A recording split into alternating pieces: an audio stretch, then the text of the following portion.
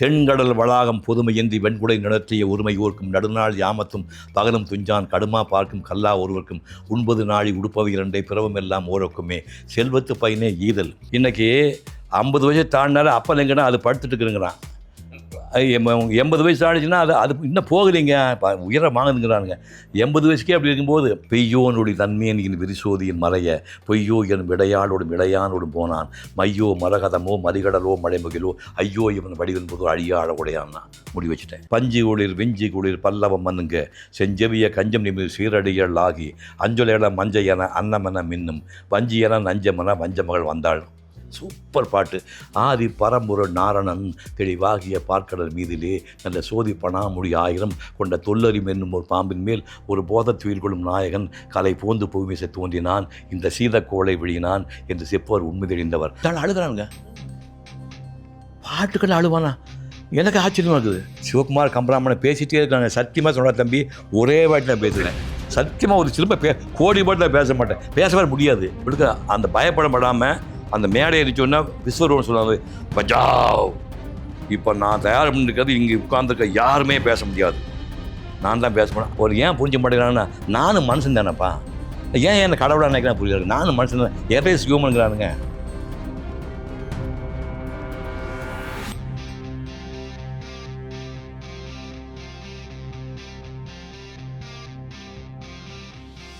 எல்லாருக்கும் வணக்கம். நம்ம திரையுலக மார்க்கண்டேயர் அண்ணன் சிவகுமார் அவர்களை இன்று அந்திமலை இதழுக்காக சந்திக்க இருக்கிறோம். வணக்கம். வணக்கம்.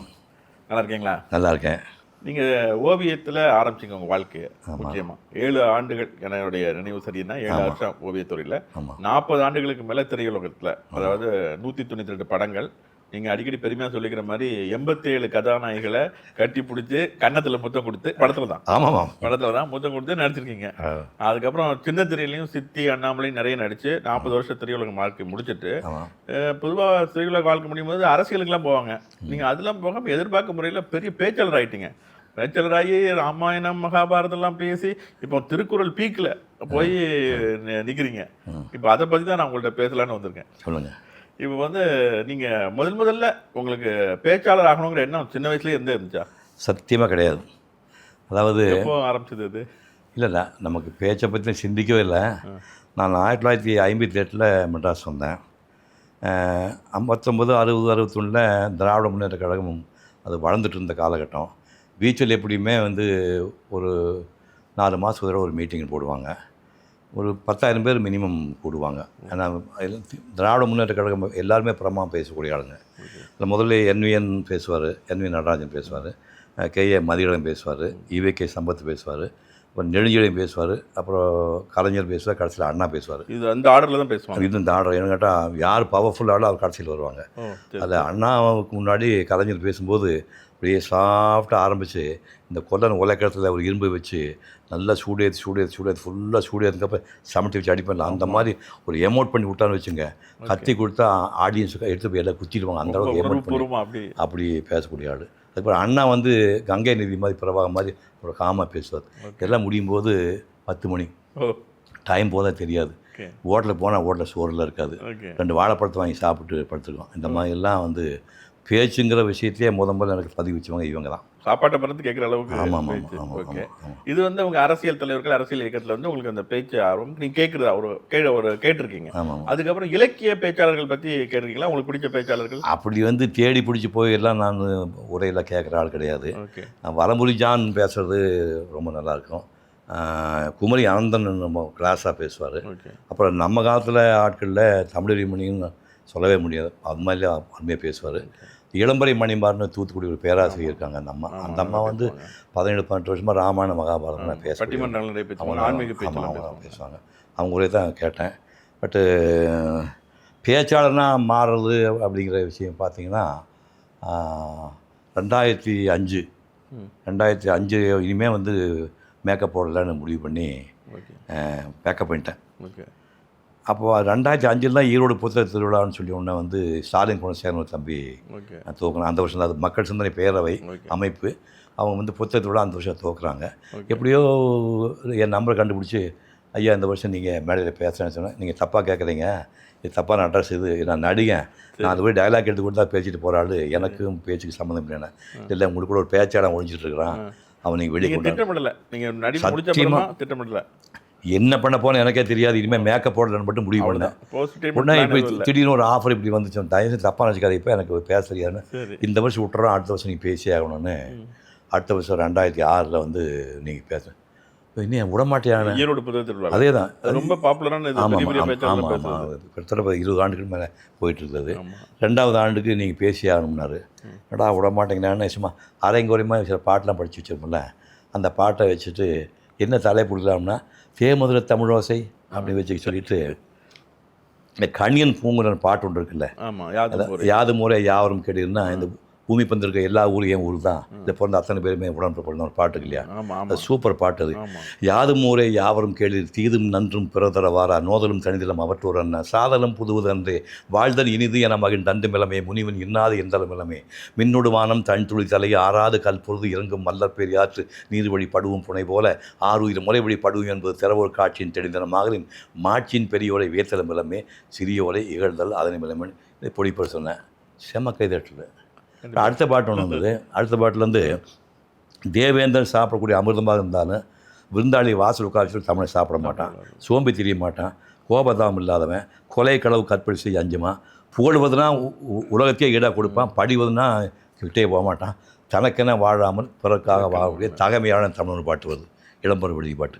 உண்டால் அம்மா இவ்வுலகம் இந்திரர் அமிர்தம் ஏவதாயினும் இனிது என தமிழர் உண்டாலும் இல்லரே முனிவிலர் துஞ்சலும் இலர் பிறர் அஞ்சுவதஞ்சி போழ்ஜனின் உயிரும் கொடுக்குவர் பழியனின் உலகுடன் பெரினும் கொள்ளர் அயர்விலர் அன்னமாட்சி அணையராகி தமக்கென முயலார் கொண்டால் பிறக்கென முயலர் உண்மையான இதை சொன்னேன். செம்ம கிளாஸ்.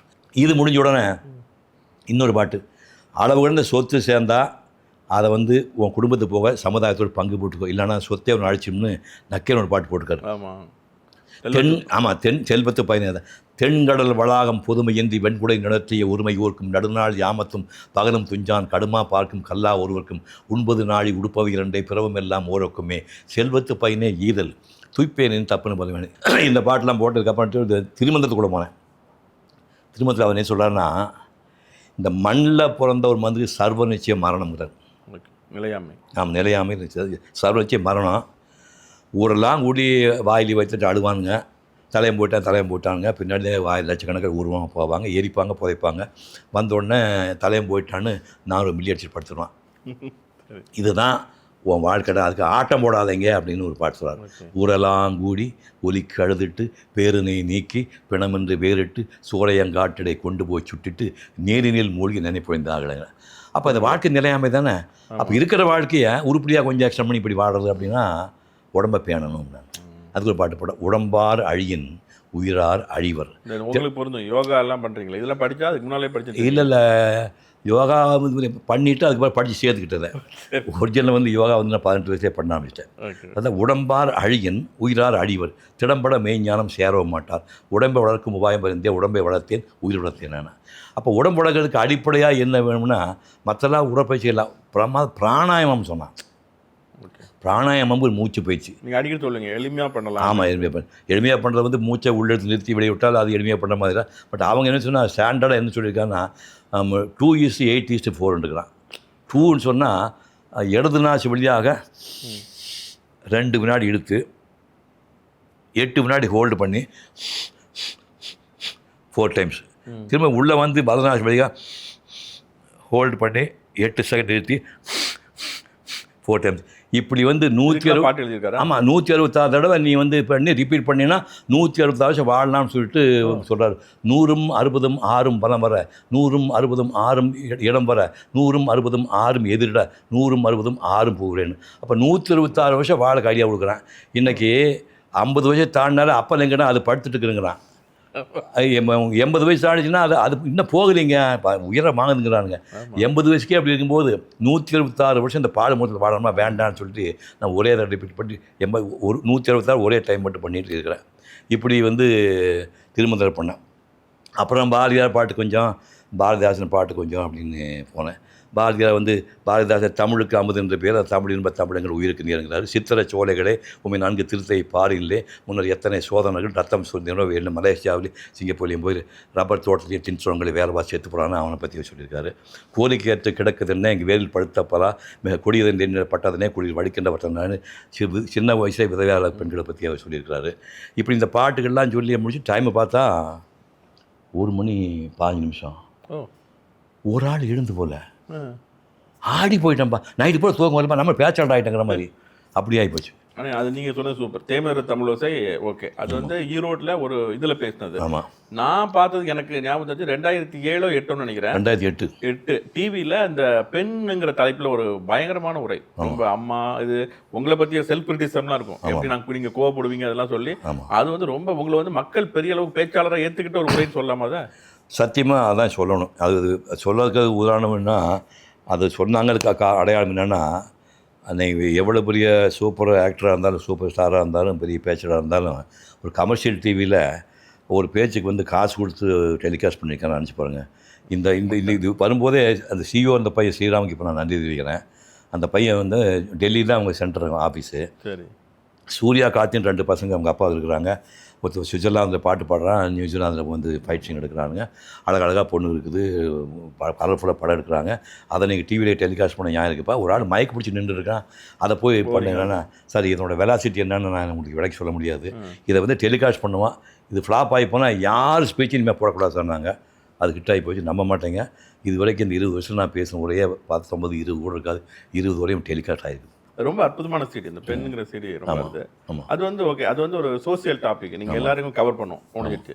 இப்போ அடுத்தது நீங்கள் வந்து கம்பராமாயணத்துக்குள்ள குதிச்சிட்டிங்களா? அது வந்து ஒரு பெரிய கடல் இல்லையா? 10,000 பாட்டு உள்ளது. அது பெரிய பேச்சாளர்களே எனக்கு கவனிச்சிருக்கேன். மாறி மாறி சொல்கிறது ஒரு 10 பாட்டை தான் சொல்லுவாங்க. நீங்கள் வந்து 100 பாட்டை வச்சுக்கிட்டு அதை பேசுனீங்களா? அது எப்படி குடிச்சிங்க? ரொம்ப நாளாக படிச்சிருப்பீங்களா கம்பராமாயணம்? சார் அது ஒரு ஆக்சிடென்ட் தான். அதாவது இப்படிக்கு சூர்யான்னு ஒரு தொடர் வந்து கால்கையில் சூர்யாவுக்காக எழுதுனாங்க. ஜெயந்தன் பையன் வந்து இந்து ஜெயந்தன் பேர், இந்துவில் பேர் இருக்கிற அவர். அந்த தம்பி தான் அந்த தொடர் எழுதினார். அந்த புக்காக போட்டால் புக்கை ரிலீஸ் பண்ணும்போது சென்னை புத்தக கண்காட்சியில் ரிலீஸ் பண்ணலான்னு ஒரு சாலமன் பாப்பையா பெரிய பேச்சாளர் அவர் கூப்பிட்டு அவர் தலைமையில் ரிலீஸ் பண்ணான்னு வர சொன்னான். அவர் வந்தார், நிகழ்ச்சி சிறப்பாக நடந்தது. அன்றைக்கி வீட்டுக்கு வந்தால் நைட் சாப்பிடாரு. போகும்போது ஒரு 25,000 பணம் கொடுத்தான். இது என் வீட்டில் நான் காசு வாங்க மாட்டேன், மதுரை கம்பன் கடை கஷ்டத்தில் இருக்குது, நீங்கள் அங்கே கொடுத்தாரு போனாங்க. பணத்தை அங்கே அனுப்பிட்டோம். திடீர்னு 1 வாரம் கழிச்சு குண்டை தூக்கி போட்டார். மதுரை கம்பன் கடத்தில் நீங்கள் பேசுகிறீங்க அப்படின்னு. ஐயா நான் ஏதாவது தப்பு இருந்தால் மன்னிச்சுங்க, சத்தியமாக எனக்கு அதை பற்றி எதுவுமே தெரியாதுன்னு. இல்லை நீங்கள் பேசுகிறீங்கன்னாரு. தயவு செஞ்சு பேசாமல் சொல்லிட்டு பேராசிரியர் ஆசா ஞான சம்பந்தம் குரூப்பில் ஒரு 10 பேர் சேர்ந்து ஒரு தொகுப்பு 8 வால்யூம் போட்டிருக்காங்க. இந்த 1500 கொடுத்து கோயம்புத்தூர் அதை வாங்குறதுக்கு ஏற்படும் முன்னாடி வந்துடுச்சு. ஒரு புத்தகம் திறந்து பார்த்தோம்னா அஞ்சன வண்ணன் ஆறுயிர் நாயகன் ஆளாமே வஞ்சனை யார செய்தி மன்னர் வந்தாரே செஞ்சரம் என்பன தீ உங்களுக்கு இந்த செல்லாவோ உயிஞ்சவர் போய் இப்படி நாய்கோன் என்று ஏசாரோன்னு முடி வச்சுட்டேன். இன்னொரு போய் பெய்யோனுடைய தன்மையனின் விரிசோதியின் மறைய பொய்யோ என் விடையாளோடும் விடையானோடும் போனான் மையோ மரகதமோ மறிகடலோ மழைமுகிலோ ஐயோ இவன் வடிவென்பதோ அழியாழ உடையான்னா முடி வச்சுட்டேன். தம்பீர் அல்லது தமக்கு வேறு உயிர் இம்பரில் இறதை எண்ணி ஏந்தவன் எம்பியும் யானும் முற்றி எதிர்ந்த போரிடை அம்பு எடை தொடுக்குமோ ஆளுவினாளியான்னா ஃபோன் பண்ணேன். சத்தியமாக புரியலண்ணா. புரியும், நீங்கள் வேறு வழியில் 2 மாதம் அசால்ட்டாக இங்கொண்டு அங்கொண்டு அப்படி எடுத்து ஒரு ஃபியூஷன் மாதிரி கம்பராமாயணத்தை கொஞ்சம் வேறு ஏதாவது கொஞ்சம் அப்படி செட்டப் பண்ணி, ஏன்னா அங்கே இருக்கிற கொட்டப்பாட்டம் இல்லையா, நம்ம ஃபியூஷன் பண்ணால் தெரியாதுன்னு சொல்லிட்டு செட்டப் பண்ணி என்ன போனேன். ஒரு பாட்டில் வந்து ஃபியூஷன் எப்படின்னு இப்போ வந்து காட்டுக்குள்ளே போனால் போய் ராமனை பார்த்தோன்னா அவளுக்கு ஒரு காம உணவு தோணுச்சு சூர்பனகைக்கு. அவர் இவதான் ராட்சசி அசிங்கமாக இருப்பார்ல, ஒரு பேரடிக்கு மாதிரி இத்தனை ஒரு வடிவமைச்சிட்டு அவள் எப்படி நடந்து போனால் அலங்காரமாக அப்படின்னு ஒரு பாட்டு போடுறாங்க. பஞ்சு குளிர் விஞ்சி குளிர் பல்லவம் மண்ணுங்க செஞ்செவிய கஞ்சம் நிமிர் சீரடிகள் ஆகி அஞ்சொலையில மஞ்ச என அன்னமென மின்னும் வஞ்சி என நஞ்சமென வஞ்ச மகள் வந்தாள். ஒரு தாளம் அப்படி வரும்.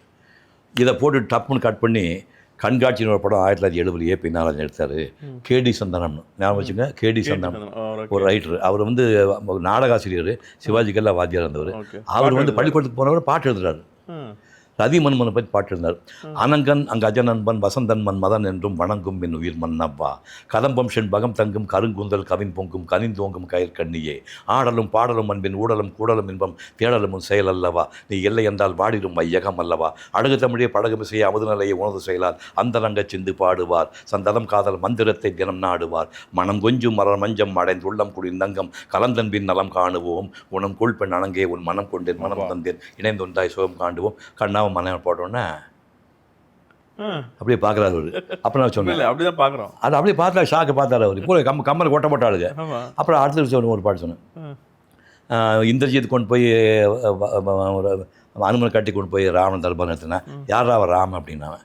முதல் இடை கடை இல்லாதவன், இறந்த காலம் நிகழ்காலம் எதிர்காலம் எந்த கணக்கு இறங்க மாட்டான். கைலாயத்துக்கு சிவனு பால் கட்டுக்க திருமால் தாமரை பொருட்கள் பிரம்மா 3 பேரும் சேர்ந்து ஒரு ஆளாக வில்லை பிடிச்சிட்டு அயோத்தியில் ராமநாதன் அவன் தான் ராமன் பாட்டு வருது. மூலமும் நடுவும் ஈரும் எல்லாதோர் மும்மை தாய காலமும் கணக்கம் நேர்த்த காரணம் கைவில் ஏந்தி சூலமும் திகிரி சங்கமும் கலகமும் துறந்து தொல்லை ஆரம்பம் மலரும் வெள்ளி பொறுப்பு விட்டு அயோத்தி வந்தான் அப்படின்னு. இதே மாதிரி ஒரு பாட்டு பாரதியார் போடுற பாஞ்சாலி சபத்தில். பாஞ்சாலி சபத்தில் இந்திரஜித்துக்கு இந்திரபிரதத்துக்கு போகிறாங்க. கும்பாபிஷேகம் நடக்குது, விசேஷம் நடக்குது, கிரகப்பிரவேசம் நடக்குது. போன இடத்துல வந்து துரோணாச்சாரிய பெரியவர் இருக்கிறாரு, கிருபாச்சாரியார் புலவர் இருக்கிறாரு, பீஷ்மர் 4 தலைமையாக நாட்டாண்டு இருக்கிறாரு. 4 இவ்வளோ பெரிய மனுஷன் இருக்கும்போது ஆட்டிட்டே கருப்பேன் அந்த கிருஷ்ணனை கூப்பிட்டு மரியாதை பண்ணிட்டாங்க அப்படின்னு வந்து துரியோதனை அவங்க அப்பா திருதாசன் அழுகுறான். மடையா அவன் யாருன்னு நினச்சேன், அவன் வந்து திருமால் தாண்டா கண்ணனா அந்த அவதாரத்துக்கான ஒரு பாட்டு பாடி இருக்கு. சூப்பர் பாட்டு. ஆதி பரம்பொருள் நாரணன் தெளிவாகிய பார்க்கடல் மீதிலே நல்ல சோதி பணாமுடி 1000 கொண்ட தொல்லறிம் என்னும் ஒரு பாம்பின் மேல் ஒரு போத துயில் கொள்ளும் நாயகன் கலை போந்து பூமிசை தோன்றினான் இந்த சீதக்கோளை விழினான் என்று செப்பவர் உண்மை தெரிந்தவர்.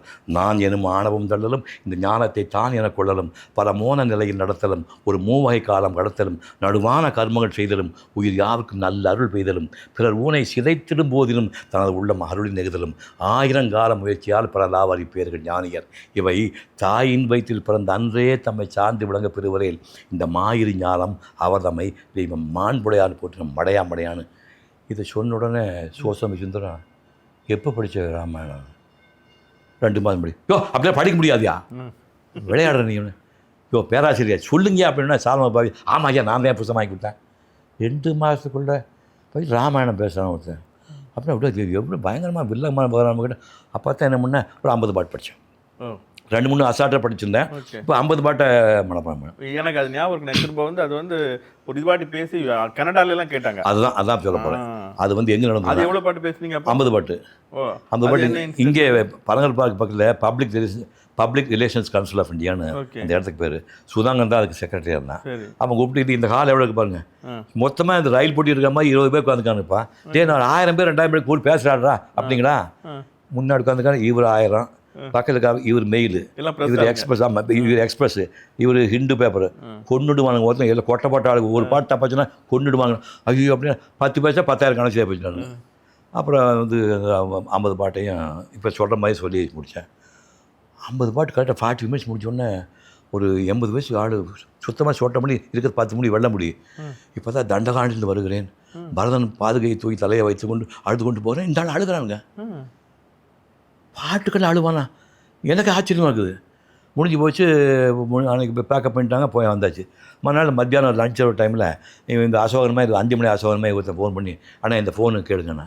அந்த ஃபோனை காதில் வச்சோம்னா வெய்யோனுடைய தன்மேன் என் விரிசோதியின் மறைய பொய்யோ எனும் இடையாடணும் நம்ம சவுண்டு மாதிரி இருக்குதான். ஏய் அசோகா யாருப்பா? ஆனால் உங்கள் வாய்ஸ். ஏன் வாய்ஸா? எங்கிருந்துப்பா வருது? வேன்கோவர் கனடாவில் வேன்கோவர் உலகத்தில் அந்த மூலம் இருக்குதுயா. இன்னொன்று கேட்டால் சார் நேற்று ஒரு சின்ன 2 டேப் கடை வச்சு நீங்கள் பேசுனீங்கல்ல, வந்துச்சு. ஒன்றும் இல்லை, டேப் கடை வச்சு டேப் பண்ணாங்க சார். அப்படியே டவுன்லோட் அங்கே வச்சு அதை அப்லோடு பண்ணி கம்ப்யூட்டர் ஆஃபீஸ் சார் மேலே ஸ்பீக்கரில் போட்டில் சாப்பிட்டுருக்காங்கண்ணா. அட்டாடாடாடா கம்பராமல் இவ்வளோ பேசாக இருந்தால் அப்புறம் 100 பாட்டு படித்து அதை தயார் பண்ணேன். அது நீங்கள் பண்ணுற உத்தி அது. ஒரு வாட்டி பேசிட்டீங்கன்னா அது எல்லா இடத்துலையும் போய் பயங்கரமாக போய் ரீச் ஆகுது. அதுக்கு நான் எப்படி கடவுள் டெக்னாலஜியாக கையெழுத்து கும்பிட்றேன்னா, சிவகுமார் கம்பராமனை பேசிகிட்டே இருக்காங்க. சத்தியமாக சொன்ன தம்பி ஒரே வாட்டில் பேசுகிறேன். சத்தியமாக ஒரு சிலம்ப கோடி பாட்டில் பேச மாட்டேன், பேசவே முடியாது. இல்லை இந்த தொழில்மொழி பேச்சாளர் கூட இங்கே ஒன்று அங்கே ஒன்று பேசாமல் திரும்ப அதே பேசிகிட்டு இருப்பாங்க. 100 பாட்டு சொல்லணும், தண்ணி குடிக்கூடாது, பேப்பர் பேச கிடையாது. ஆமாம் ஆமாம், நின்றுட்டு பேசணும். நீங்கள் நேற்று ஒரு பேட்டி கொடுத்தீங்க நீங்கள் ஆமா. இப்போ பொறுமை பற்றி மாப்பிள மாதிரி ஜம்மின்னு உட்காந்து பேசியிருக்கேன். நாங்கள் வந்து அவ்வளோ பெரிய கூட்டத்தில் வந்து நின்றுட்டு பேசியிருக்கிறேன். சுகிசிவம் ஒரு இது கட்டளை எழுதிதானே, நீங்க ப்ரிப்பேர் பண்ணிக்கிறது பாலகிருஷ்ணன் சார் கூட சொல்லுவாரு, நீங்க உங்களுக்குள்ளேயே வகுத்துக்கு தண்ணி குடிக்காம பேசணும் அப்படின்னு ஒரு கட்டாயம் இல்ல. ஆமாம், நீங்க வகுத்துக்கிட்டு சில விதிகளை வச்சுக்கிட்டு பேசுறீங்க, அது ரொம்ப முக்கியமான விஷயம். அது எழுதுறீங்களா உட்காந்து, அப்பா நீங்க எப்படி தயாரானீங்க இந்த அடுத்த ஆமாம். இளம்பரை மணிமாறனும் அபய நடராஜன் தமிழ் மணின்னு வீட்டுக்கு வந்தாங்க. சரி. இளம்பரை மணிமாறன் அன்றைக்கி தான் பார்க்குறேன். நம்ம வீட்டில் வந்து பெரிய டிவியில் கம்பராமாயணம் போட்டேன். ஆனால் நான் உங்களை பற்றி கேள்விப்பட்டிருக்கேன், பட் இப்போ தான் முதல் பார்க்குறேன். இந்த கம்பராமாயணம் எத்தனை நாள் தயார் பண்ணின்னு கேட்டாங்க. 1 வருஷமா. ஆனால் இது 100 பாட்டம். ஆமாம், 100 பாட்டை ஒரே வருஷத்தில் தயார் பண்ணிக்கணும். ஆமாம், நான் சொன்னால் யாரும் நம்ப மாட்டாங்க, நினச்சி பார்க்க முடியல அப்படின்னு. அப்படி சொன்னவங்க என்ன பண்ணாங்க, மகாபாரத பேச போட சொன்னால் அந்த அம்மா சொன்னாங்க, அவங்க சொன்னது நியாயம் தானே. அது வந்து உங்க சிவகுமார் என்னும் மானுடன் ஒரு புத்தகம் இருக்குல்ல, ஆமாம், அதுல வந்து சிற்பி சார் எழுதியிருக்காரு. ஆமாம், நீங்க வந்து ஏன் இதை பண்ண முடியுதுன்னா, நீங்க வந்து ஒரு கலைஞரா இருக்கிறதுனால தான் பண்ண முடியுது, பேச்சாளராக இருந்தால் பண்ண முடியாது. நீங்கள் வந்து எமோஷனலாக நீங்கள் வந்து கலைஞராக இருக்கிறதுனால மட்டும்தான். இதை தான் நல்லகணும் தான் சொன்னார். நல்லகன்னு சொன்னால் நீங்கள் சீதைன்னா சீதையை எமோட் ஆகுறீங்க, ராமனா ராவணமாய் ஆகிறீங்க, ராவணா ராவண மாதிரி மாறுறீங்க, அந்த பர்ஃபார்மன்ஸ் பண்ணுறீங்க, வெறும் உட்காந்து கதாச்சாரம் பண்ணுறேன், அது எமோட் பண்ணுது அப்படின்னு. ஸோ இது முடிஞ்சோடனே என்ன பண்ணால் மகாபாரதத்துக்கு நம்ம சொன்னாங்க, நான் 20 மணி நேரம் பேசியிருக்கேன், இன்னும் 5 மணி நேரம் பேசுகிறேன் சொன்னால் மகாபாரதம் பேசி கொடுக்குறேன் புரியுது. ஆனால் ஒன்று ஞாபகம் வச்சுங்க, நான் மட்டும் இல்லை, யாருமே ஏலாபரட்டை பேசி பழக்கப்பட்டவங்க 2 மணி நேரத்தில் சுருக்கி பேசவே முடியாது. நீங்கள் ராமாயணத்தையே 10,000 பாட்டை சுருக்கி நீங்கள் 100 பாட்டு சுருக்கிங்கன்னா உங்களால் மட்டுமே முடியும்னாங்க. இந்த நேரத்தில் அம்மா பாதம் தொட்டு நான் வணங்குறேன். நான் இன்றைக்கி மகாபாரதம் பேசுறதுக்கு அந்த அம்மா தான் காரணம். என்னோட 10-12 வயசு சின்னவங்க. அந்த அம்மா பாதம் தொட்டு வணங்குறேன், உங்களால் மட்டும்தான் முடியும்னு அந்த அம்மா கட்டாயப்படுத்தி சொன்னாங்க. அப்போ என்ன பண்ணேன், 20 மணி நேரம் அந்த அம்மா வந்து ஆடியோ நோட்ஸ் எடுத்தேன். சோசாரில் மகாபாரதம் பேசுகிறது 1330 பக்கம் இருக்குது, அதை தனியாக நோட்ஸ் எடுத்தேன். பிஆர் சோப்ரா 1 வருஷம் 10 மாதம் டெலிகாஸ்ட் பண்ணியிருக்கான், வீடியோ கிடச்சிது, இது டப்புன்னு வீடியோ, அதை மொத்தத்தையும் எழுதினேன். 4500 பக்கம் இந்த கைகளால் 4500 பக்கம் எழுதினேன். எழுதி முடிச்சுட்டு மண்டபம் இங்கே சொட்டை தான், இது வந்து வயசாகி கொடுக்கல, எழுதி சூடாகி போய் சொட்டையாகி போயிடுச்சு. அப்புறம் ஒரு 6 மாதம் கழிச்சு பழையபடி இந்த 4000 பக்கத்தை சுருக்கி 3000 ஆக்கினேன். அப்புறம் ஒரு 2 மாதம் கழிச்சு 3000 2000 ஆக்கினேன். அதை சுருக்கி 2000 1000 ஆக்கினேன். அதை சுருக்கி 500 ஆக்கினேன். நாளை காலையில் ஈரோடில் பேச போகிற இன்றைக்கி நைட்டு பிருந்தாண்டி என் டாக்டர் ரூம் கூட கதச்சா தாள் போட்டு அந்த 4500 கண்டென்ட்டை புழிஞ்சு எதுவுமே குறையாமல் 4500 பக்கத்தில் 3350 எழுதி அதுதான் நான் முதல் மகாபாரதம் பேசுனது. அது முடிஞ்சு போச்சு. அதுக்கப்புறம் தான் நான் திருக்குறள். மகாபாரதம் நிறைய கேரக்டர்ல 100-150 கேரக்டர் இருக்கும். 100-150 கேரக்டர். அது எல்லாத்தையும் ஞாபகம் வச்சுட்டு பேசுறது பெரிய விஷயம். அதுதான் சொல்லிட்டேன் உங்களுக்கு. 4 வருஷம் டைம் ஆகுது, ஒரு நல்ல ஞாபகம் வச்சுங்க. டைம் ஆகுதுண்ணே, உங்களுக்கு வயசு ஆகுது இல்லை? ராமாயணம் பேசும்போது 67 வயசு. ஆமா, இது பேசும்போது 75 வயசு. வயசு குறையும்ல. அது யாரும் சொன்ன அப்படின்னு நீ யூஸே பண்ண மாட்டேங்கிறீங்க. நம்ம அப்படிலாம் கிடையாது. நம்ம வந்து எழுதி மனப்பாடம் பண்ணிட்டு போகும்போது கீழே பார்த்தா இளம்பரை மணிமாறன் உட்காந்துருக்காங்க. அந்த அம்மா 5 வருஷமாக பேசிட்டு இருக்கிறான். எந்த இடத்துல தப்பு கண்டுபிடிச்சிருவான். இந்த படம் தமிழ் மணியை பேசிருக்காங்க, பிரபஞ்சம் உட்காந்துருக்காங்க, எல்லாம் படிச்சாலும் உட்காந்துருக்காங்க. அப்போ எல்லாருமே காலகாலமாக படிச்சு உட்காந்துருக்காங்க. நம்ம நேற்று காலம் படித்தவங்க போய் பேசுகிறோம்னு நினச்சா ஒன்றுக்கு போயிடுவோம். உங்களுக்கு அந்த பயப்படப்படாமல் அந்த மேடையை சொன்னா விஸ்வரூபம் சொன்னாங்க, பஜாவ், இப்போ நான் தயார் பண்ணிருக்கிறது இங்கே உட்காந்துருக்க யாருமே பேச முடியாது, நான் தான் பேச போனேன். அந்த தன்னம்பிக்கை கொண்டு வரலன்னு சொன்னால் தண்ணி குடிக்காமல் பேப்பர் அவசியம் இல்லாமல் அந்த பேச முடியாது. அது முடிஞ்சோன்னா போய் என்ன பண்ணியிருக்கேன், அந்த ஸ்பீச் பண்ணி போய் பாருங்கள். என் குழந்தைகிட்ட இருந்து பெரியவங்க வரைக்கும் உன் காலை தொட்டு வணங்குறேன்னு சொல்லிட்டு தொட்டு கும்பிட்டுருப்பேன். தொட்டு கும்பிட்டு முடிஞ்ச உடனே என் பையனு 2 பசங்க வந்து காட்டி பிடிப்பாங்க. கேவிக்கே எழுதிருக்கேன். ஏன்னு கேட்டால் உங்களுக்கெல்லாம் எக்ஸ்பீரியன்ஸே கிடையாது. இந்த வினாடி நான் இறந்தால் நான் சொர்க்கத்துக்கு போவேன் மாதிரி ஒரு ஃபீல் வந்து எனக்கு. அது ஆனந்த கண்ணீர். இப்போ பாருங்க, கடைசியில் பாருங்கள், கட்டி பிடிச்ச அழுவே, அப்பா என்னப்பா பண்ணாங்க, இல்லைடா சொல்லிட்டேன்டா, டே 4 வருஷம் அந்த லோடு இறக்கி வச்சேன்டா, முடிச்சுட்டேன்டா அப்படிமா. அந்த ஒரு சந்தோஷம், இந்த வினாடி உயிர் போனால் நான் சொர்க்கத்துக்கு போவேன்னு நான் ஃபீல் பண்ணியிருக்கேன். அந்த மாதிரி பேசினேன். அதுக்கப்புறம் கொரோனா வந்துடுச்சு. அப்புறம் வந்து கம்பராமாயணம் முடிச்சது இது தேவைப்பண்ணா புத்தகம் போனோம்னா எல்லாம் மாஸ்க் போட்டு உட்காந்துருக்காங்க. இப்போ 10 பேருக்கு மாஸ்க் போட்டால் மூஞ்சிக்கு என்ன தெரியும். அதுக்கப்புறம் என்ன வச்சு வருஷம் 2000 2001 ஸ்கிரிப்டை ரெடி பண்ணியாச்சு. உங்களால் கூட வச்சு நான் ஆடியோ பண்ணி இங்கே வீட்டிலாம் போட்டு காட்டி இந்த கரெக்ஷன்லாம் பண்ணல. ஏன்னா நான் அந்த திருக்குறள் டிஸ்கஷனுக்குலாம் வந்திருக்கேன். அடிக்கடி வந்துகிட்டே இருக்கும்போது சூர்யா சார், கார்த்தி சார் அம்மா வந்து என்கிட்ட கேட்டாங்க, எப்படி அண்ணன் பேசிடுவாங்களா அப்படின்னு. என்ன இப்படி கேட்குறீங்க, அண்ணன் பேசிடுவாங்க, ராமாயணம் மகாபாரதம்லாம் பேசுறாங்களா? இல்ல அப்போ 67 வயசு 75 வயசு, இப்ப வயசு 81 ஆச்சே, பேசிடுவாங்களா? அதோட நேரம் அதிகமா பேச போறாங்களாமே அப்படின்னு சொன்னாங்க. உங்களுக்கு தெரியாது இது, நான் சொல்லவும் இல்லை அவங்கள்ட்ட. நான் இல்லம்மா, எனக்கு அவங்க கேட்டோன்னே ஒரு நிமிஷம் பயமாகி போச்சு. என்னடா இது, நம்ம பாட்டு இந்த விஷயத்தை பத்தி ஒண்ணுமே சொல்லலையே. நீங்க சொல்றீங்க, எனக்கே தெரியாது அது. நான் வந்து அவங்க வந்து கேட்டாங்க, நேரம் வேற இது கூட வருமாமே அப்படின்னாங்க. எனக்கு நீங்க ராமாயண மகாபாரதம் எவ்வளவு நேரம் பேசுனீங்க எனக்கு கரெக்டா ஞாபகம் இல்லை. அது எவ்வளவு நேரம்னா ராமாயணம் அது 2 மணி 20 நிமிஷம் ரெண்டுமே. பட் ட்ரிம் பண்ணி 220 இப்போ யூடியூப். ஆனா இது 4 மணி நேரம் இல்ல, 4 hours. அதான் எனக்கு அதான் 6:45 ஸ்டார்ட் பண்ணி 10:45 முடித்தோம். நான் வந்து இந்த பிறவியில் வந்து கடவுளுக்கு எப்படி நன்றி சொல்லுவேன்னா, எனக்கு ஒரு இப்படி ஒரு அம்மா கொடுத்ததுக்காக, இப்படி ஒரு சம்சாரத்தை கொடுத்ததுக்காக. என்ன கேட்டால், நான் வந்து 15 வயசில் மெட்ராஸ் புறப்பட்டு வந்த நாளில் எங்கள் அம்மா என்றைக்குமே ஏன்டா பொம்மை போட போகிறேன், அது எதிர்காலம் இருக்குதான்னு சொல்லி ஒரு நாளும் கேட்டதில்லை. நடிக்க போகிறைய அது கெட்டு போகிற ஃபீல்டாச்சே, தண்ணி அடிப்பாங்க, தப்பு தண்டா பண்ணுவாங்களே, அதுக்கு நீ போகணுமா, எங்கள் அம்மா ஒரு நாளும் கேட்டதில்லை. அதேமாதிரி என் சம்சாரம் வந்து இன்றைக்கி வரைக்கும் உங்கள்கிட்ட சொல்லியிருக்காங்க, இந்த சந்தேகமே எனக்கு கூட கேட்டதில்லை. நான் என்ன செஞ்சாலும் எனக்கு பச்சை கொடி காட்டுறவங்க ஒரே இந்த இந்த இப்படி ஒரு தாயை மனைவி கொடுத்துக்காக நான் கடவுளுக்கு இந்த நேரத்தில் நன்றி சொல்லணும். இப்போ நீங்க அந்த இது திருக்குறள் பேசுனீங்களே, ஏன்னா இதுல வந்து முக்கியமா வித்தியாசம் இருக்குண்ணே. நீங்க ராமாயண மகாபாரதம் பேசிட்டீங்க, நம்ம எங்களை மாதிரி ஆட்களாம் சொன்னோம், நீங்க ராமாயண மகாபாரதம் பேசுங்க, சமஸ்கிருத காப்பீட்டுல இருந்து வந்தது என்னன்னாலும் நீங்க தமிழ் ஐடென்டிட்டி வேணும், தமிழுக்கான அடையாளம் வேணும் அப்படின்னா நீங்க திருக்குறள் பேசணும் அப்படின்னு நான் பாலகன் சார்லாம் பேசிட்டு இருக்கும்போது பல தடவை உங்களுக்கு சொல்லியிருக்கோம். ஆனா அதுல எங்களுக்கு என்ன சந்தேகம் அப்படின்னா, திருக்குறளை பேசுறது எனக்கு மட்டும் இல்லை, நிறைய பேருக்கே இருந்திருக்கும். ஏன்னா ராமாயண மகாபாரதம் கதை, கதாநாயகி இருக்காங்க, எழுதி பேசிடலாம். பட் ஆனால் திருக்குறள்ல பேசுறதுக்கு ஏகப்பட்ட உரைகள் இருக்கு, எல்லாமே உரைதான் இருக்கு, நிறைய உரை இருக்கு. நீங்க அதெல்லாம் படிச்சீங்களா? அதெல்லாம் படிக்கல. அப்ப நீங்க இந்த மாதிரி அப்ரோச்ல பண்ண, எப்படி ஒரு புது அப்ரோச்ல பண்ணணும்னு ஐடியா உங்களுக்கு? நமக்கு வந்து என்ன தோணுச்சுன்னா, எங்க வீட்லயே இப்போ 3 புத்தகம் என்கிட்ட இருக்குது.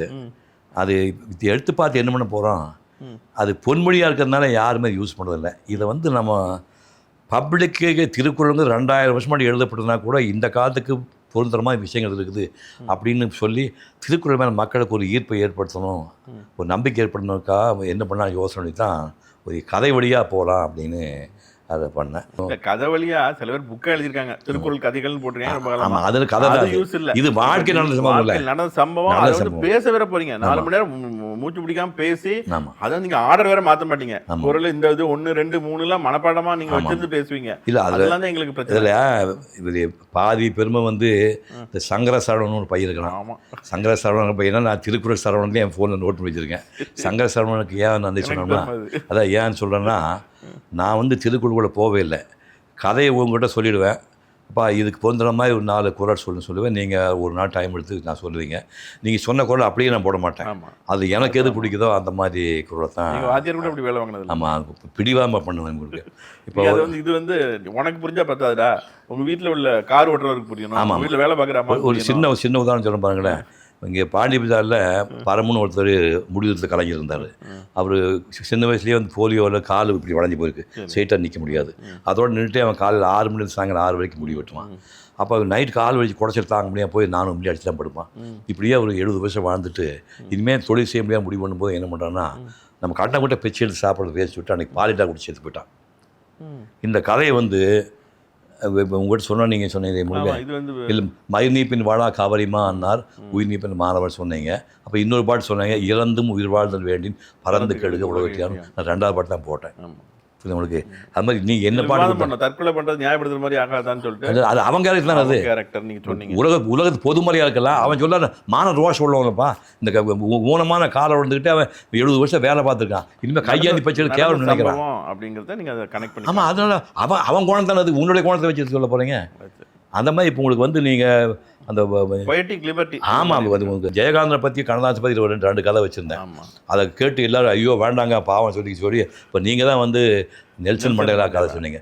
நெல்சன் மண்டேலா கதை இப்போ கேட்டாலும் ஏன் ஷாக் ஆகிறாங்கன்னா, ஒரு நாட்டு அதிபராக இருக்கிறவன் காலையில் பிரேக்ஃபாஸ்ட்டுக்கு போகிறான், ஒரு பெரிய மனுஷன் வந்து உட்காரான், அவனுக்கு வந்து டிஃபன் வாங்கி கொடுத்து சொல்லலாம். டிஃபன் வாங்கி கொடுத்து சாப்பிட்டு போகும்போது இவன் யார்கிட்ட கேட்டால் இவன் தான் ஜெயிலரு, 27 வருஷம் ஜெயிலராக இருக்கும்போது என்னை வந்து வாரம் ஒரு நாள் வந்து 1.5 நிறுத்திக்கிட்டு 100 சவுக்கடி குடிப்பாங்க, 100 எத்திச்சாட்டு பண்ணாங்க, தவிச்சு துடிச்சு தண்ணி கேட்டால் வாயில் 1 கடிப்பாவன்.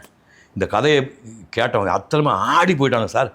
இப்போ கூட உங்களுக்கு வேணா நான் உங்களுக்காக நெட்டில் போய் பார்த்தா Mandela invited jailer who united upon him junior jail பீரியட்னு மேட்ரு இருக்குதுண்ணா. ஸோ அது வந்து நீங்கள் எடுத்துக்கொண்ட கதை அது. அந்த மாதிரி இந்த கதைகள் வந்து எல்லாம் ஃப்ரம் லைஃப்பில் அது வந்து இப்போ நீங்கள் நினச்சி பார்க்க முடியும் பாருங்க. எங்கள் அண்ணன் வந்து எனக்கு 4 வயசு, எங்கள் அண்ணன் 16 வயசு சேர்த்து போகிறான். இப்போ ஊர் கூட பிளேக்காரன்னு சொல்லி ஊருக்கு காக்கா குழி கிடையாது. எங்கள் மாம்பை ஒருத்தவங்க வீட்டுக்கு எங்கள் அம்மாவும் பாட்டி 2 பேர் பொம்பளை இருக்காங்க. பாடி 6 நேரத்துக்கு ஒரு டெட் பாடி கிடக்குது. ஊருக்குள்ள தூக்கிட்டு போய் காடு இல்லை. இந்த ஆள் சுடுகாட்டுக்கு போய் 6 நேரத்துக்கு 4 இடத்துக்கு கடப்பாடி போய் சுடுகாடை குழி தோண்டிட்டு இங்கே வந்து பார்த்து தூக்காடலன்னு சொல்லிட்டு ஏணி தூக்கிட்டு போகிற மாதிரி ஒரு ஆள் செத்து போன பாடி தூக்கி அடக்க மாதிரி எங்கேயாவது சம்பவம் நீங்கள் கேட்டுப்பட்டீங்களா? வழக்கமாக 4 பேர் வேணும்பாங்க. எப்படி அது ஒரு ஆள் தூக்கி தோல் போயிட்டு அடக்க முடியும்? என்ன பாட்டு போட்டிங்க அவருக்கு? அதுதான் பயன் தூக்கால் செய்த உதவி 9 தூக்கி நன்மை கடனை பாட்டு போட்டிருக்கீங்க. அது மாதிரி நம்ம வந்து இப்போ இதுக்கு சொன்ன கதைகள்லாம் வந்து சாதாரண கதைகள் இல்லை. இப்போ உங்களுக்கு ஜஸ்டிஸ் சந்திர போட்டிருக்கான். 7 வருஷம் 96,000 கேஸ் தீர்ப்பு சொல்லியிருக்காரு சார். 7 ஆண்டுகளில் 96,000 கேஸ் பைசல் பண்ணி எங்காவது நீ கேள்விப்பட்டீங்களா? மயிலாடுன்னு சொல்லாதீங்கிறாரு, சொல்லோட கார் வேண்டாங்கிறாரு, இப்போ டபாலி வேண்டாம்னு சொல்கிறாரு. பதவி ஏற்றுக்கிறது முன்னாடியே கணக்காட்டினார். பதவி சர்வீஸ் முடிஞ்சு உடனே அக்கௌண்ட்டுக்கு காடி போனார். இப்போ ஃபங்க்ஷன் முடிவு போச்சு, இந்த ரிட்டையர் ஆகிறாரு, வெளியே போகிற கவர்மெண்ட் காரை கதவை திறக்கிறான். சர்வீஸ் முடிஞ்சு போச்சு, நடந்து ஃபர்ஸ்ட் லைன் போய் பஸ் இப்படி ஆளை பார்க்க முடியுமாங்க? சார்ந்தவர் சான்றான் குண்டின் இருந்தான் தாங்காத மன்னோ புறைன்னு பாட்டு போடு. இந்த மாதிரி வந்து அதில் எல்லாத்த விட அதில் பிரமாத விஷயம், ஈந்த பொழுதில் பெரிதுவக்கும் தன் மகனை சார்ந்தோன்னு கேட்டதாயின்னு எங்கள் அம்மாவோட தங்கச்சி வந்து இது குழந்தை எப்படி பெற்றான்னு சொல்லியிருக்கேன். ஸோ ஆடி போய் ராமசுப்ரமணியம் ஜஸ்டிஸ் ராமசுப்ரமணியம் அண்ணா சத்தியமே இந்த கதையில் நாங்கள் சொல்லவே முடியாது. நாங்கள் ஒரு ஈந்த பொழுதில் அப்படி குதிச்சு போயிடுவோமே தவிர அந்த ஈந்த பொழுதுகள் எவ்வளோ துன்பங்கள் இப்படி விட யாருமே சொல்லுவாங்க. அது மாதிரி அது என்ன பிரமாணம்னா, யாருமே ஜாலராக போடாமல் திருக்குறள் புத்தகம் எடுத்து பாருங்க. ஒரு 10 பேர் எனக்கு வந்து வாழ்த்துறை எழுதியிருக்காங்க. சால்மன் பாப்பா எழுதியிருக்காரு, புவியாஸ் எழுதியிருக்காரு, சிற்பி பாலசுமணி எழுதியிருக்காரு. அந்த அத்தனை பேருமே வந்து ஜாலராக போடாமல் இந்த திருக்குறளுக்கு இந்த கோணத்தில் இது வரைக்கும் யாருமே எழுதியதில்லை அப்படின்னு மனசில் வீடியோ பண்ணி அதை நீங்கள் சொல்கிற மாதிரி 4 மணி நேரம் பண்ணி சுகிசிவமாக அதான் சொன்னார். நீங்கள் அவ்வளோ ப்ரிப்பரேஷன், அந்த ப்ரிப்பரேஷனை அதை நீங்கள் மாற்றி சொன்னால் கூட யாரும் கேட்கப்படுதில்லை. 1வது 4வது 7வது சொன்னால் போல நீங்கள் ஒரு செல்ஃபாக ஒரு கண்ட்ரோல் வச்சுக்கிட்டு இந்த ஆர்டரில் தான் சொல்வேன்னு சொல்லிட்டு எந்த பார்க்காம பேசுனீங்க இல்லையா? அது வந்து ஒரு பிரமாதமான ஒரு முதல்ல கடவுள் வாழ் சொல்லி கடைசியில் பிறன்மனை நோக்கா இது பிறப்போக்கும் எல்லா இவரும் போன எல்லாரும் மிரண்டுட்டானுங்க. அந்த உரையினுடைய கடைசி பகுதி வந்து ஆயிரக்கணக்கான ஆண்டுகள் கோடிக்கணக்கான மக்கள் மனத்தை அல்றானேடா உன் சகோதரன், அவனுக்கு பற்றி நம்ம என்னைக்காவது நினச்சி பார்த்துக்க மாட்டான் அப்படின்னு சொல்லி அந்த பாட்டை போட்டு பிறப்பூக்கல் போட்டோம்னா அது எல்லாருமே கிளைமாக்ஸு கடைசி ஆள் இந்த சமுதாயத்துக்கு அன்டு த லாஸ்ட் கடைசி மதின உச்சத்தை தூக்கி வச்சு பண்ணிக்கிறாங்க. அதாவது இப்போ ராமாயண மகாபாரதமில் எப்படி பார்த்தாலும் வடநாடு கதைம்பானுங்க, பக்தி கதைம்பாங்க, போடாம்பாங்க. இப்போ பகுத்தறிவாளர்கள் கூட்டம் இருக்குல்ல, அவங்க ஒத்துக்க மாட்டாங்கல்ல, அதெல்லாம் பேசி இதேண்டா வந்து பேசுன்னு அதே கிண்டல் பண்ணுறாங்க. இப்போ திருக்குறள் கிண்டல் பண்ண முடியாதுன்னா பகுத்தறிவாளர் பாராட்டி ஆகணும், மற்ற பாராட்டியாகணும். அந்த மாதிரி உண்மையில் வாழ்க்கையில் வந்து நம்ம அதில் திருக்குறளில் நான் இன்னொன்று சொல்லணும், சில விஷயங்கள் இப்போ உங்கள் வாழ்க்கை நடந்த ஒரு சம்பவத்தை கூட வச்சோம். நான் கூட வேணான்னு சொன்னேன்.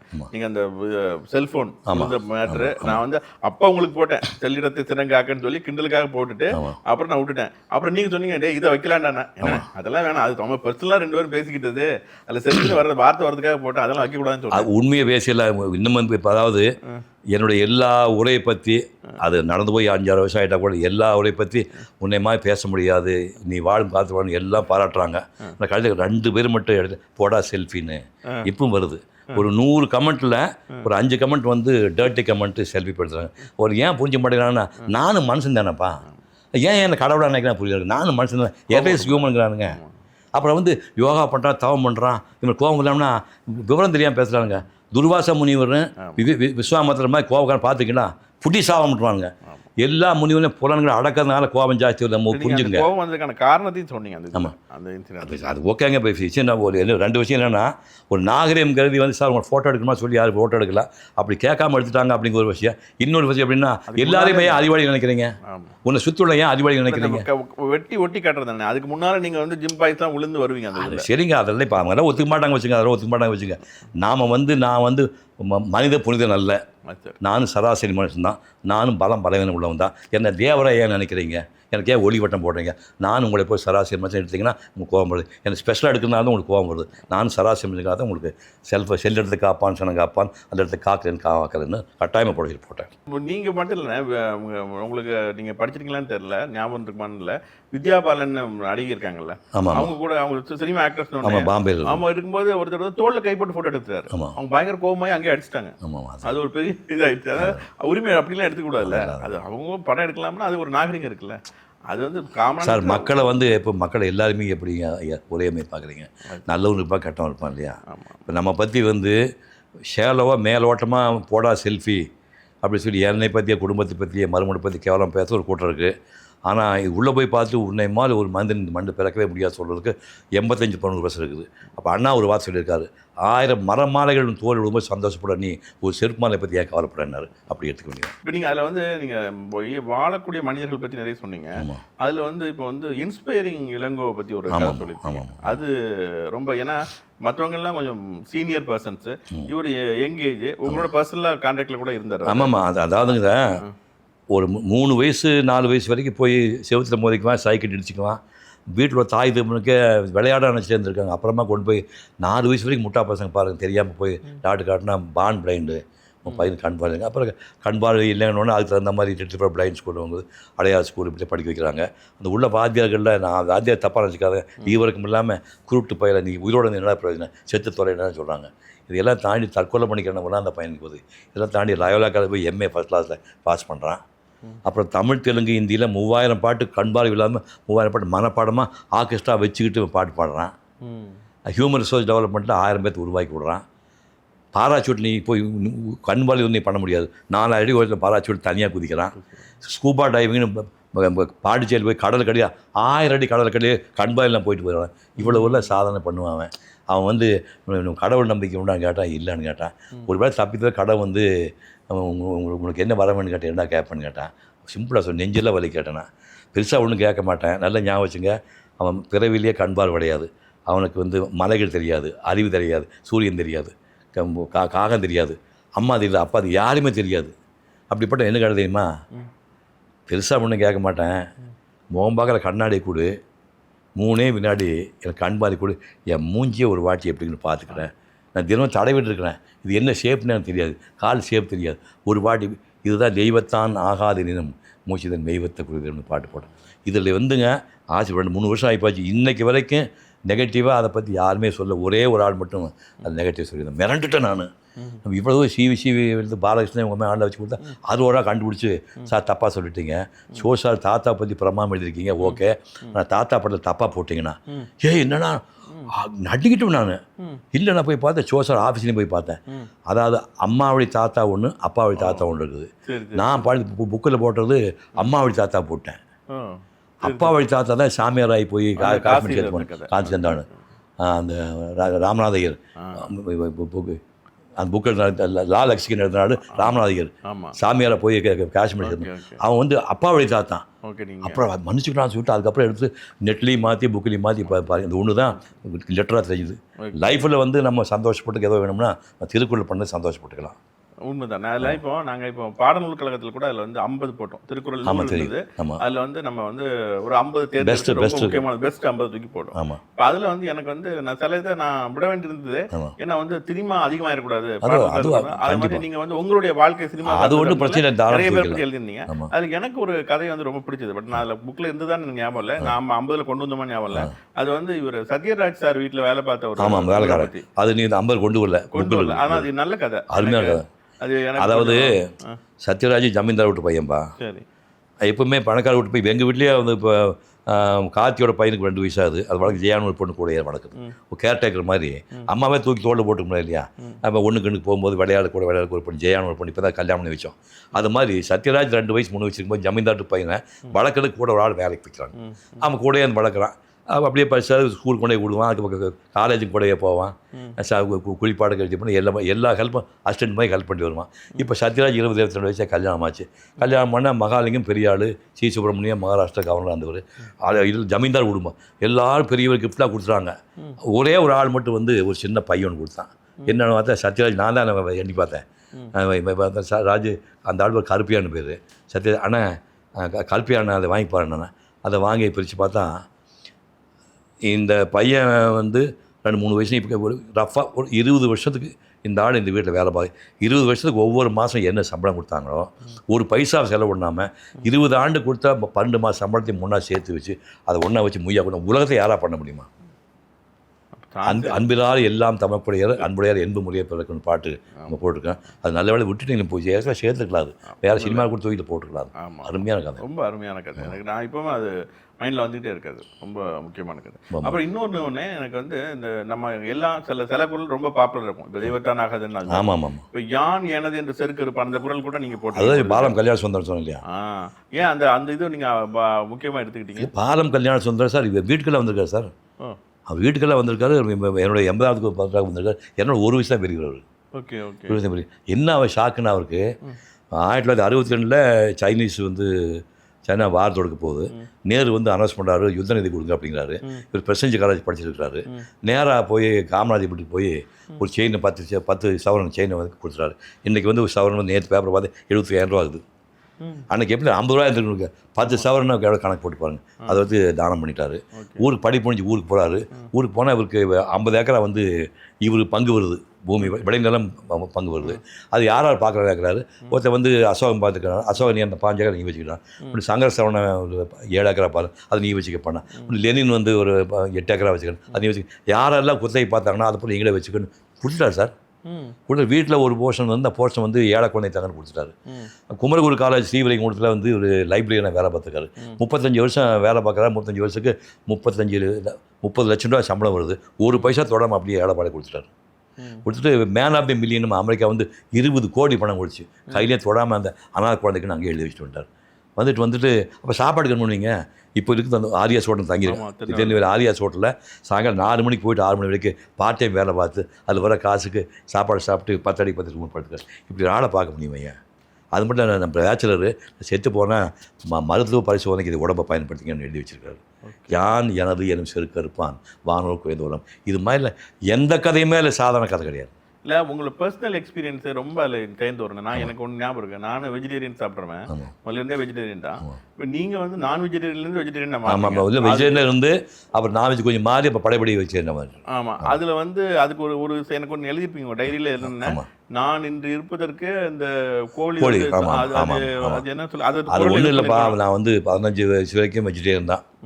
அப்புறம் மெட்ராஸ் வந்து கீதா கேப் ஜெயராமேரி சாப்பாடு பெருத்து போய் மாதம் ஒரு நாள் அதுக்கு மாதிரி செலவு பண்ண முடியாது. மாதம் ஒரு நாள் மட்டும் பிரியாணி புகாரி ஓட போய் பிரியாணி சாப்பிடுவேன். இன்னொரு மட்டன் துண்டு இருக்குது, சோறு இருக்குது, அவ்வளோதான். அப்படி ஆரம்பிச்சுட்டு ஒரு 40-45 வயசு ஆகும்போது திடீர்னு ஒரு நாள் தோணுச்சு மாலை வரையும் நான் உயிரோடு பிறகு ஒரு அப்பாவி ஜீவன் சாக வேண்டுமா அப்படின்னு நினச்சேன். அன்னையோட நமக்கு அசைவத்தை விட்டுட்டேன். புரியுது உங்களுக்கு? அப்போ நம்ம ஏன் புலி சிங்கத்தை சாப்பிட மாட்டேங்கன்னா புலி சிங்கம் நம்ம அடிச்சிடுவோம். புரியுதா? நாய் போனால் இந்த மாதிரி அப்ராணி மிருகம் நம்ம காற்று வச்சுருந்தா ஆடு மாடை அடிச்சு போட்டுருக்குறோம். அப்போ என்ன பண்ணால் இனிமேல் ஜனவரி 1988 ஜனவரி 1ஆம் தேதி இனிமேல் 1988 ஜனவரி 1ஆம் தேதி இனிமேல் அசைவம் சாப்பிட முடியுமான்ட்டேன். நேராக வந்து மந்திரி ஜாய் ஷூட்டிங் போனேன். அங்கே பங்களாபுதூர் வழியே தான் அந்த குண்டேரி பள்ளம்னு வீரப்பன் இருக்கிற ஏரியா. விடிக்கால ஒரு 4-5 மணி கார் போயிட்டுருக்கு. கார் போகிறா தூரத்தில் பார்த்தா ஹெட்லைட்டில் 4 பேர் வெள்ளை சட்டை போட்டு நிற்கிறாங்க. நடுவில் கருப்பொரு இருக்குது. காரு கிட்ட 10 அடி போகிற கூட சடையர்னு சத்தம் வருது. கருப்பு ஒன்று கையில் எடுத்துட்டான், ஒன்று சிவப்பு ஓடிக்கிட்டு இருக்குது. அதை தலையை வெட்டி வந்து கையில் எடுத்துட்டான். அந்த கழுத்து பகுதியிலேருந்து ரத்தம் சொல்லுது. நாம் எடுத்த முடிவு சரிதான் அப்படின்னு ஒரு முடிவு எடுத்தேன். அப்புறம் அடுத்து வந்து தென்காசியில் வந்து உங்கள் அந்த தென்காசியில் வந்து தசரன் பட ஷூட்டிங் இருந்தால் அவங்க அம்மாலாம் கூட்டி போயிருந்தேன். அந்த பஸ் ஸ்டாண்டுக்கு பார்க்க ஒட்டியே அந்த தவமணி லாட்ஜ் பேர் பஸ் ஸ்டாண்டு ஒட்டியே இருக்கும். அது கீச்சு மூச்சு சத்தம் ஜாஸ்தி வரும்ட்டு 3rd ஃப்ளோரில் டாப்பில் கடைசி முறையில் போட்டு வச்சுருந்தேன். அதுக்காக ஒரு 4 மணியான அப்படின்ட்டு துப்பு சத்தம் வருது. வினோத சத்தம் வந்துட்டு ஒரு நாள் போய் 4 மணி வெட்டி பார்த்தா ஒரு 50 கோழி பிடிச்சி தலையை மட்டும் அறுத்து விட்றானுங்க. அந்த உயிர் போகிறதுக்கு 3 நிமிஷம் நேரில் அடிச்சிட்டு இருக்குது. சாகும் வரை நாம் அசைவமே சாப்பிட வேண்டாம்னு இதெல்லாம் உதாரணமாக சொல்லிட்டு அந்த பாட்டுக்கு என்ன சொல்லியிருக்கிறான். ரொம்ப கொல்லான் புலான் மறுத்தானே எல்லா உயிரும் கைகூப்பி தொடங்கணும். இல்லை உங்களுடைய இதில் வந்து இப்போ நான் சின்ன பசங்கள்லாம் படிக்கிறாங்கல்ல 2K கிட்ஸ்னு சொல்லக்கூடிய 20 வயசு 25 பசங்கள்லாம் படிக்கும்போது அவங்களுக்கு வந்து சில சம்பவங்கள் சொல்லியிருக்கீங்க. உதாரணத்துக்கு நட்பு பற்றி சொல்லியிருக்கீங்க. இப்போ அதில் வந்து இப்போ வந்து எம்ஜிஆர் கலைஞர் நட்பு அவங்களுக்கு ரொம்ப இருக்கும். அது வந்து உங்கள்கிட்ட கலைஞர் அந்த சம்பவம் கொஞ்சம் எனக்கு சொல்லுங்கள். அது வந்து அது ஒரு காலகட்டத்தில் எம்ஜிஆர் வந்து நீங்கள் பேட்டி எடுத்தீங்களா? இல்லை ஆமாம்மா கலைஞர் படங்களில் எம்ஜிஆர் நடிச்சிருக்காரு. எங்கள் தங்கம் உட்பட காந்தி தலைவன் கலைஞர் ப்ரொடக்ஷனில் எம்ஜிஆர் நடிச்சிருக்காரு. அப்போ எம்ஜிஆருக்கு பிறகு நிறைய படங்கள் வந்து ராஜகுமாரிலேருந்து மலைக்கிழந்து பல படங்கள் அவர் கதை டைலாக் எழுதியிருக்காரு. ஸோ 2 பேருமே பொண்ணாக ஒரே வேலையை சாப்பிட்டு வந்தவங்க தான். காலம் மாற்றி டிஎம்கேன்னு பண்ணிடுச்சு. இப்போ நான் ஒரு நாள் கேட்டேன், ஒரு இலையினுடைய 3 ஒரு கிளையினுடைய 3 இலை தான் நீங்கள் சிவாஜி எம்ஜிஆர். எப்படி நெருக்கமாக இருந்திருப்பீங்க? உங்களுக்கு எம்ஜிஆருக்கும் உள்ள நெருக்கமாக இது வரைக்கும் யாரும் சொல்லாத சம்பவம் சொல்லுங்க அப்படின்னு. தம்பி, பராசக்தி படம் வந்துச்சு. கருணாநிதிக்கு பேர் எல்லாருக்கும் தெரியும். கருணாநிதினு ஒருத்தனை யாராப்பாவன் இப்படி டைலாக் எழுதுங்க பேர் தானே, கருணை மூஞ்சி யாருக்கும் தெரியாது. அப்புறம் டால்மியாபுரம் டால்மியாபுரம் பிரச்சனை போராட்டத்தில் ஜெயிலுக்கு போனேன். ஜெயிலுக்கு போய் 6 மாதமாக இப்போ குறைச்சிட்டாங்க, நாளை குறைச்சி என்ன ரிலீஸ் பண்ணாங்க. ஒரு வேடிக்கை நடந்துச்சு. நெல்லை எக்ஸ்பிரஸ் வருதுன்னு சொல்லணும், தூத்துக்குடி எக்ஸ்பிரஸ் வருதுன்னு சொல்லணும், அப்படிலாம் எதுவுமே சொல்லாமல் கருணாநிதி ரயில் வந்து கொண்டு இருக்குதுன்னு சொல்லி எக்மோஷன் அனௌன்ஸ் பண்ணாங்களாமா. நான் வந்துட்டுருக்கிறேன். வரும்போது பார்த்தா தாங்க முடியாத கூட்டம். எக்மோ ஃபஸ்ட் பிளாட்ஃபார்ம் இது தலையே வெறும் இந்த பிளாட்ஃபார்மை காணோம். நான் இட்னோண்டு உருவான். நான் எப்படி அந்த கூட்டத்தை போக போகிறேன் அப்படின்னு நினச்சிட்டா திடீர்னு புயல் மாதிரி ஒருத்தன் வந்தான். தடான்னு என் தூக்கி ஃபுட்பால்லேருந்து தூக்கி தோல்டு வச்சான். விலகு அடிச்சு ஒரு கொடுத்தோன்னு வேலை போனால் ஒரு டாக்ஸி பிடிச்சான், ஏற்றி விட்டான். இந்த பரபரப்பில் அந்த ஆள் கையில் கட்டி இந்த வாட்ச் வந்து கட் பண்ணி எடுத்துட்டான். என்னையா வாட்ச் போச்சுன்னா அதை விட காஸ்ட்லியாக போயானா அவர் தானே எம்ஜிஆர். அதோட நீங்கள் காஸ்ட்லியான வரணும். ஆமாம், அதை விட காஸ்ட்லியாக போனால் போதியா அப்படின்னு. அதான் எம்ஜிஆர். இந்த மாதிரி சம்பவம்லாம் நீங்கள் கேட்க முடியுமா? நீங்கள் அந்த பர்சனலாக எல்லாத்தையும் பேசுனா நிறைய விஷயங்கள். ஆமாம், எனக்கு என்ன அட்வான்டேஜ்னா நான் யாரோட போய் ஒட்ட மாட்டேன். எல்லோ லைன் ஒன்று வச்சுக்கோங்க இல்லையா, எல்லோ லைன் தாண்டுனா அப்புறம் அவங்க அடிமையாயிடுவீங்க. நீங்கள் நான் எல்லோ லைன் தாண்டாமல் தான் ஜெயலலிதா ஆகட்டும் எம்ஜிஆர் ஆகட்டும் கலைஞர் எல்லாருக்குமே அந்த எல்லோ லைன் கரெக்டாக பண்ணதான் அவங்க ரொம்ப பாசமாக இருப்பாங்க. கலைஞர் எம்ஜிஆர் கூட 2 படம் நடித்தா அதோட கலைஞரோட நான் வந்து நிறைய விஷயம் பர்சனல் நிறைய பாசப்படுறேன். அப்புறம் வந்து நீங்கள் உங்கள் இதில் வந்து ஒரு இன்னொரு சம்பவம்னு சொல்லியிருந்தீங்க. நம்ம பெருந்தலைவர் காமராஜரை பற்றி அந்த பணியுமாம் என்றும் ரொம்ப அற்புதமான ஒரு சம்பவம் இல்லை அது? கொஞ்சம் அவர் வந்து ராஜாஜி வந்து இறங்கின உடனே எம்எல்ஏக்கள் ஓட்டு போட்டாங்க. ஓட்டு போட்டதில் இவர் 91 ஓட்டு, அவருக்கு 48 ஓட்டு வந்துச்சு சிசி பண்ணுறதுக்கு. இவர் முதலமைச்சர் ஆகிட்டார். இவர் வடக்கு மத்திய முழுக்க இந்த முனிவர்கள் பேச்சர்கள் எல்லாமே முன்கோபிகளாக இருப்பாங்க. புலன் அடக்கம் தான் நம்மளுக்கு. புலன் அடக்கினாலே கோபம் தான் வரும். எல்லாருமே தப்பாக துறவின்னா கோபம் இல்லை, துறவி தான் கோபம் ஜாஸ்தி இருக்குது. என்ன நான் பாதி புலன் அடக்கம் பண்ணுறது தானே, அப்போ அப்படித்தான் இருக்கும். ஓகே, இவர் வந்து பேச்சராச்சா கட்டுப்புலே இருப்பார். அன்னைக்கு காலையில் முதலமைச்சர் சொல்கிறாரு, என்னடா கண்ட நாயகெல்லாம் வந்து பியூன் வேலைக்கு வந்துடுறானுங்க, ரோட்டில் போட வந்தாங்க, பியூன் வேலை பார்க்குறவன் 8ஆம் கிளாஸ் படிக்க உத்தரவு போடுறான். அப்படி காலையில் சத்தம் போட்டார். சத்தம் போட்டால் மாலை முடிச்சு தந்தி பேப்பர் ஈவினிங் பேப்பர். ஆமாம், முதலமைச்சர் போட செய்தி வருது. மாலை முடிச்சு ஈவினிங் பேப்பர்கள் வந்து மாலை முறையில் செய்தி வருது, இந்த மாதிரி உத்தரவு போட போகிறாங்க, பியூன் வேலையை பார் போடலாம் 8ஆம் கிளாஸ் படித்துக்க வேண்டும் என்று காமராஜ் உத்தரவு போட்டுக்கிறார். அப்படின்னோடனே மண்ணாங்கட்டின்னு ஒரிஜினல் தான் பேர். மண்ணாங்கட்டி கொடுத்த எம்எல்ஏ ஆசை இருக்கான். எம்எல்ஏ குப்புறப்படுத்த அழுகிறான். இந்த வேலையை நம்பி கல்யாணம் பண்ணி 2 பொட்டை பிள்ளை பெற்றுட்டேன், பிள்ளை கல்யாணம் வயசு ஆகிடுச்சு, கல்யாணம் ஆகாத போல இருக்குது, இன்னும் 2 வருஷம் சர்வீஸ் இருக்குது, இந்த வயசில் மண்டையில் படிப்பு ஏறுமா, இந்த உத்தரவு அவர் போட்டான்னு சொன்னால் நான் ஆற்றுல கூட குடும்பத்தை கூடி சாவசர வடையில்லைங்கும் போது அங்கே மூக்கே தேவர் உள்ள எம்எல்ஏ இருக்கார் தங்கியிருக்கார். எம்எல்ஏ ஆகிட்ட மூக்கே தேவர் தங்கியிருக்கார். அவர் சொல்ல, டே பைத்தியக்காரா, மக்கள் தலைவராக காமராஜர், நீ என்ன சொல்ல கேட்பேன், ஏன் முதலமைச்சர் போய் நான் எப்படி பேச முடியும், கிறுக்கு பையில முதலமைச்சர் நீயே போகணுமா, பிஆர் செக்ரட்டரி இருக்கான்லாம் பேசுமாலாம், இந்த நம்பர் கொடுனோன்னே செக்ரட்டரி நம்பர் பிஆர் நம்பர் வாங்கிட்டார். வாங்கி நேரம் அங்கேருந்து யார் மண்ணாங்கட்டி பேசுகிறான். ஹலோ யார்ப்பா, யாருங்க, நான் இங்கே எம்எல்ஏ ஆசை பியூன் பேசுகிறேங்க, என்னப்பா விஷயம், ஐயா இந்த மாதிரி உத்தரவு போட போகிறாராமா, பியூன் பேக்கப்போ வேலை பார்க்குறவங்க எல்லாம் 8ஆம் கிளாஸ் படிக்கணும், ஐயா எனக்கு 58-59 வயசாக போகுது, 2 வருஷம் சர்வீஸ் இருக்குது, இனிமேல் மண்டல் ஏறாது, நான் இந்த உத்தரவு போட்டான்னா ஆற்றுல குளத்தை குடும்பத்தோடு கொடுத்து சாவத்தில் வழி இல்லை, சொல்ல தப்பாக இருந்துச்சுக்காதுங்க, 6ஆம் கிளாஸ் படிச்சிருக்கல நாட்டுக்கு முதலமைச்சராக இருக்கார், என்ன எதுக்கு சார் 8ஆம் கிளாஸ் படிக்கணும், யாரா நீ பேசுகிறேன், நீங்கள் யாரையா பேசுகிறேன், நான் தானே காமராஜர், ஐயோ சாமி மூட்டையாக பேசிட்டேன் அப்படின்னு, இல்லை வாடா அப்படின்னா 1/2 மணி நேரத்தில் கார் வந்து வேன் வந்து தூக்கிட்டு போயிட்டாங்க. தூக்கிட்டு போனால் இப்போ மனு கொடுக்க பல பேர் நிற்கிறாங்க, போயிட்டு இவன் கை கட்டி நிற்கிறான். பாப்பா யார் பாருங்க, எம்எல்ஏ ஹாஸ்டலில் பியூர், நம்ம தான் ஐயா மனுஷன்னு கார் உழைப்பானா, காரை தொடுவதற்கு முன்பே முழங்காலக்கட்டு போகும்போது 2 கையும் பிடிச்சி மேலே எடுத்து சோஃபாவில் உட்கார வச்சு பக்கத்து சோஃபாவில் இவர் உட்காந்து தோடு கை போட்டு, அவசரப்பட்டு பேசிட்டேன், மன்னிச்சுக்க, இனிமே பியூன் வேலைக்கு வர்றவங்க 8ஆம் கிளாஸ் படிக்கும் உத்தரவை மாற்றி போடுறேன். இந்த மாதிரி முதலமைச்சர் இந்த மண்ணில் பிறப்பானா ஐயா, பணிமாம் என்றும் பெருமை சிறுமை அணியுமாம் தன்னை வேண்டும். தெய்வம் தொழால் கொள்ளன் தொழு தெழுவாள், அந்த குரலுக்கு கொஞ்சம் உரை எழுதுறதே கொஞ்சம் எல்லாம் சிரமப்படுவாங்க, கொஞ்சம் பழமைவாதமாக இருக்குன்னு சொல்லிட்டு நீங்கள் அதுக்கு பொருத்தமான ஒரு கதையை பயன்படுத்தி ஜஸ்டிஃபை பண்ணியிருந்தீங்க. கார்ல் மார்க்ஸ் ஜெர்னி பற்றி. ஆமாம், அதை கொஞ்சம் சொல்லுங்களேன். அந்த கார்ல் மார்க்ஸ் வந்து பெரிய ஞான கிறுக்கன். அவனை மாதிரி உலகத்தை பெரிய அறிவாளியோட விளையாட்டு பற்றி எடுத்து அவன் ஒருத்தர் அந்த அளவுக்கு பெரிய ஆள். அவன் ஞானத்துக்காகவே ஆசைப்பட்டு ஒரு பேரழகி ஒரு கோடீஸ்வரன் பொண்ணு அப்பாவோடைய எதிர்ப்பை மீறி கல்யாணம் பண்ணிக்கிறான். கல்யாணம் பண்ண நாளிலிருந்து அவனுக்கு சந்தோஷமே கிடையாது. ஏதாவது 2 வார்த்தை பேசினான்னா அவனை நாடு கடத்திடுவாங்க, சட்டி பாயத்துட்டு அங்கே போகணும். இப்படி ஊர் விட்டு போயிட்டே இருக்கிறாங்க. ஒரு 7 குழந்தை இன்னும் பிறகுது, 4 குழந்தைங்க செத்து போகுது. கடைசியாக ஒரு குழந்தை வந்து பசியில் அழுகுது. இவளுக்கு 3 நாள் சாப்பிடல.